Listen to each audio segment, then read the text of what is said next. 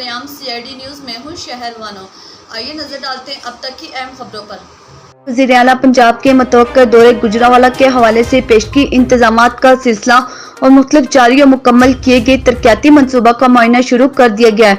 Commissioner Gujranwala division Syed Gulzar Hussain Shah ने इस सिलसिले में deputy commissioner Gujranwala lieutenant Sohail Ashraf और दीगर इंतजामी अफसरान के हमरा sports gymnasium, Jinnah stadium, Gujranwala arts council complex, बाग फरत और जनरल बस स्टैंड पर बनाई गई पनाहगाह का अचानक दौरा किया। इस दौरे का मकसद इन मंसूबों के तरक्याती मेयार और वहां पर दस्तयाब सहूलियात का जायजा लेना और सामने आने वाले नुकाइस की दुरुस्ती के लिए जरूरी इक़दामात को यकीनी बनाना था। कमिश्नर ने डिप्टी कमिश्नर और दीगर इंतजामी अफसरान को हदायत की कि वज़ीर आला पंजाब के मुतवक्किल दौरा गुजरांवाला के पेश नज़र तमाम महकमों को मुतहर्रिक करते हुए शहरी और अवामी मसाइल के हल को हर सतह पर यकीनी बनाया जाए।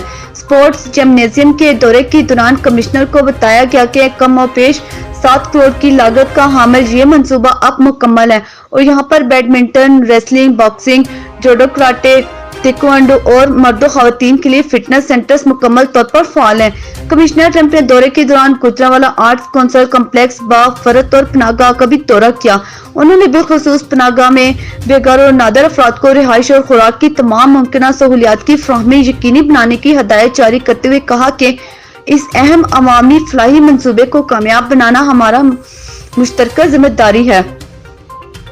मज़ीद अपडेट्स के लिए हमारी वेबसाइट विजिट कीजिए www.sareamcidnews.com।